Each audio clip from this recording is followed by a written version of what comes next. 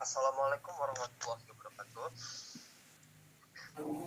Pada kesempatan kali ini, saya Rizky Hadi akan memperkenalkan tentang operasi kami, yaitu virtual kampus dengan menggunakan UX Approach Design Sprint.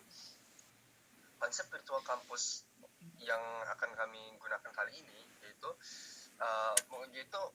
kami ingin mengatasi permasalahan dengan membuka manusia secara langsung pada suatu ruang virtual, layaknya open world, namun dimulai dengan lingkungan yang kecil dahulu, yaitu kampus.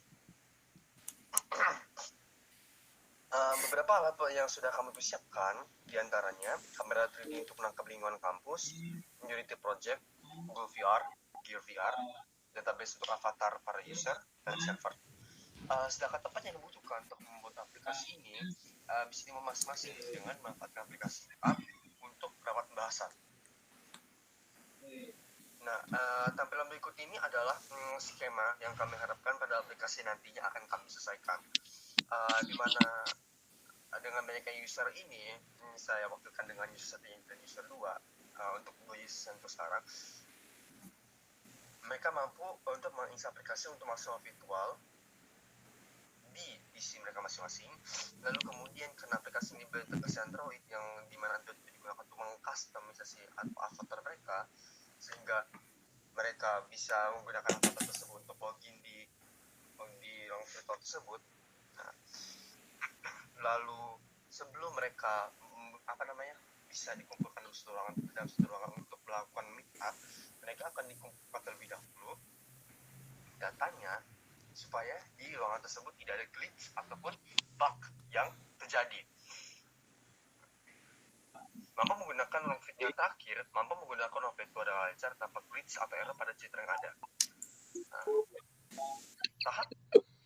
tahap pertama yang akan kami lakukan yaitu tahap understand define, di mana kami dan para stakeholder akan melakukan rapat untuk membuat aplikasi yang kemungkinan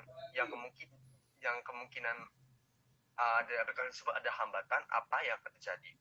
Lalu setelahnya akan disusul dengan hasil lanjut pada ekspor ataupun pembimbing operasi. Kemudian pada tahap kedua yaitu dinamakan diverge, kami para tim project akan mengumpulkan ide, masalah, dan solusi, kemudian akan mulai perancangannya. Nah, setelah melalui proses tersebut, kami user project akan mengumpulkan user persona sebagai pertimbangan dan pengetesan tahap akhirnya. Itulah yang akan terjadi pada tahap kedua. Kemudian setelah tahap kedua selesai, akan masuk ke tahap ketiga, yaitu tahap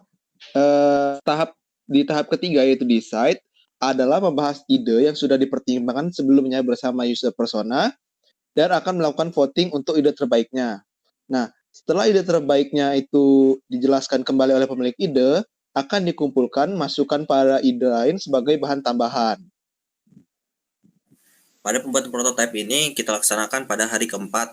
Nah, pada hari keempat ini kita mengumpulkan minimum viable product atau bisa disebut MVP untuk dites. Nah, seperti kita mentes seorang atau beberapa orang beta tester yang akan mencoba produk prototipe kita untuk dites fitur-fiturnya apakah ada masukan. Nah, setelah ada masukan misalkan, lalu pada hari kelimanya dan tahap kelima adalah memvalidasi MVP yang sudah dibuat ke user persona tadi, validasi pada hari kelima. Setelah masukan diterima, lalu kami validasi apakah masukan tersebut dapat dimasukkan atau dapat diterapkan pada proyek kami. Jika dapat diterapkan, maka akan kami kumpulkan sebagai masukan dan kami akan membuat aplikasinya. Lalu pada hari ke-6 kami akan memulai pembuatan aplikasi tersebut sampai hari ke-9. Nah, setelah hari ke-10 kami akan melakukan pengetesan atau close beta tester terhadap aplikasi yang telah kami buat. Hanya itu saja yang dapat kami sampaikan.